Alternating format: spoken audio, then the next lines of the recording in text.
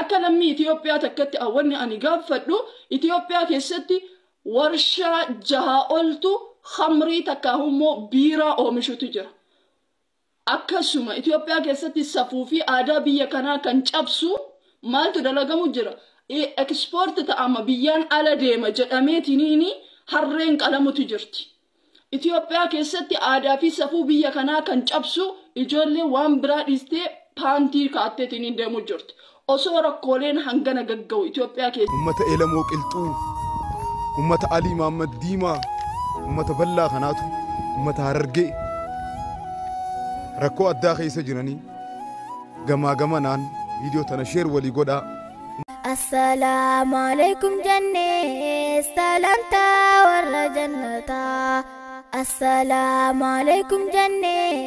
سلام لما أمتا حرر موتما نانا أورومياتيف أكسوما موتما وليغالا برايم منستر براناغا هاوس فيدريشن اوف ريبريزنتاتيف هندا براناغا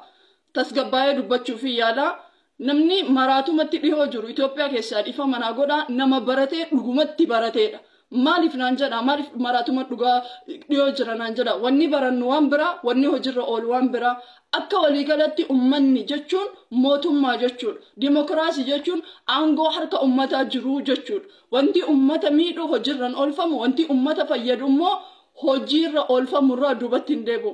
akka lammii Itoophiyaa takkatti awwanni ani gaafadhu Itoophiyaa keessatti warshaa jaha oltu khamrii takkaahummoo biiraa oomishutu jira akkasuma Itoophiyaa keessatti safuu fi aadaa biyya kanaa kan cabsu maaltu dalagamu jira export ta'ama biyyan ala deema jedhameeti niini harreen qalamutu jirti Itoophiyaa keessatti aadaa fi safuu biyya kanaa kan cabsu ijoollee waan biraa dhistee paantii kaatteetiin deemu jirti osoo rakkooleen hangana gagga'u Itoophiyaa keessatti jiru ummata waan inni lafaa biqilcheen ittiin jiraatu sanuu kan jireenni isaa dhimmi jiraachuu fi dhimmi du'uu ummata harar caatii takkaahuu baala lafaa cabu kana kan ta'e dhayxanii keellaa irratti dhaabuun maaliif barbaachise eega biyya tanaaf yaadamee jedhe maaliif jalqaba akka ummanni sunillee fakkeenya irraa fudhatu warshaalee Itoophiyaa keessa jiran kan biiraa oomishan dhaabdanii gara warshaalee nyaataa fi warshaalee dibata garagaraatti maaliif hin jijjiirina moo sanirraa isin hajaa qabdanii kanarraa hajaa hin qabdaniif akkas gootan itti aanee immoo ummanni kun haala tasgabbii qabuun suuta jedhee akka keessaa bahuuf hektaara lafa isaanii qonnatti jijjiirtanii waan isaan afaan hin beekne barsiiftanii hanga ummanni kun ufii uf danda'utti maaliif keellaa irra dhaabdanii keellaa qotee bulaa qonna isaa ka inni beeku ka inni facaafatu ka inni kotokotatu caatii ta'e achitti qabdanii ummata saniif maaltu yaadame ummanni harar kadhaan beeku jaalala malee amma ummanni sun achirraa deemee abbootii warraa meeqa warra isaarraa buqqa'ee beelahee beelaan gandarra olii gaddeemu jira waan inni harkaa qabu harkatti qabdanii jechuudha yoo biyyaaf yaadame yoo dargaggoodhaaf yaadame jalqaban hundumtuu fakkeenya irraa fudhannaa warshaan biiraa Itoophiyaa keessatti biiraa oomishaa jiru kulliin isaa dhaabatee gara oomisha biraatti haa deebi'u ummanni hararis kallattiin caatiin irraa dhaabbatu osoo hin taane haaga isaan dandamatanii wantoota oomisha biraatiin bakka buufatanii dinagdee jabaa godhatanitti obsa haa godhatamuufi yookiin mootummaan waan kana itti gaafatamummaa fudhatee ummata harar kana abbootii warraa caatii qabaniif haan kaffalamuuf wanni isaanii bakka buufamni haa kennamuufi eega waan kan hin dalage minaa jedhu waan inni dalage ofiin jijjiiru mallaqa haa ta'u waan biraa hojii haa qabsiisanii tokkoon eega hojii qabsiisan booda waan kana suutaan dhaloota keessa haa baafamu kanaan ala yoo ummata duguuguuf hin tahin miidhaan ummata harar miidhaa kenna mara gatii ajaa'ibaa isin kaffalchiisuuf deema gatii takkaa isin hin kaffale isin kaffalchiisuuf deema ummanni harar dhimma jiraachuu fi dhimma du'uuti caatiin isaaniif an akka nama tokkotti caatiif ilaalcha gaarii qabaachuu baadhulleen shira kana garuun osoo arkuu hin callisu Itoophiyaa keessa taa'ee jechuudha dhimmi kun dhimma ummata harar dhimma jimaa osoo hin tahin dhimma biraa of keessaa qaba yoo ummataaf yaaddamee jedhe akka jedhe ammallee irra deebi'aa jedhe warshaaleen Itoophiyaa keessa jiran kan khamrii fi biiraa wantoota garagaraa oomishaa jiran haa dhaabbataniiti kana dhaabaa eegasi kana deebi'a kanaan ala ummata harariif sagalee ta'a isin martinuu bakka jirtanii ummanni sun ummata kiyya waa salfadhaa osoo callisuu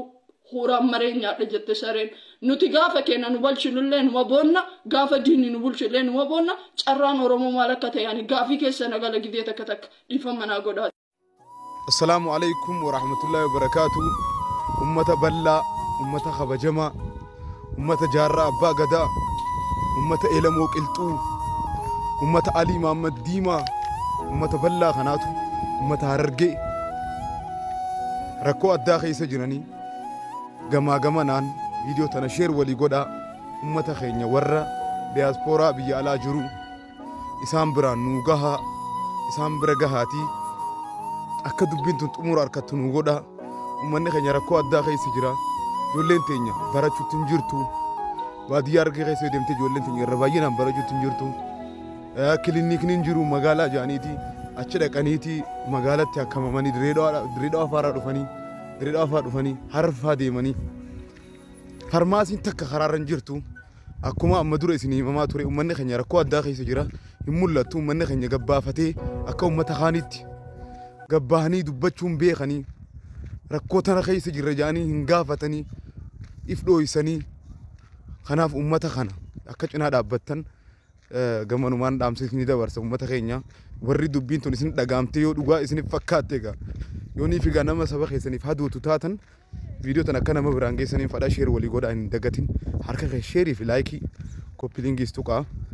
Assalaamu alaikum. Ayaata afur ka Qur'aana keessa jiru yooniin galgala qara'e waan fedhe yoo bariis fadhina yaachisuu je wanni fedhe jiraatte wanni fedhe dhabamtus ayata afran sanirraa tokko yoon galgala qara'e halkan edana akka fedhe yoo bulina yaachisu yoonin ganama qara'e guyyaa akka fedhetti yoonin oolillee yaadan qabu abdii ayaanni sun naa kennurraa hiya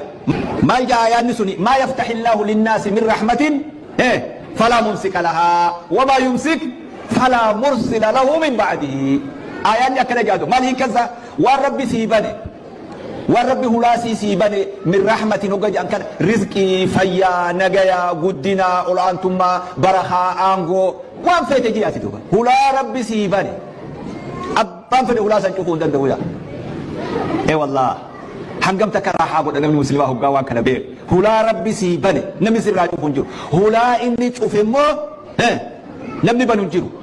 آيات خنا قلقلا يوم كره وان فدته ولا كان قلبي تكاني رفضته يونين غنما كره قلقلا حرفي تك نجاياني قلبي تك نجاياتين بلاجيتو آيان لمانيو وإن يردك بخير فلا راد لفضله يصيب به من يشاء يا رب تلتو تكان ستوك أبو ما في الدنيا رخجر يو والجه تلتو سنسر أول شو دندويا آيان سدفادا ما جاء وما من دابة في الأرض إلا على الله رزقها ويعلم مستقرها ومستودعها كل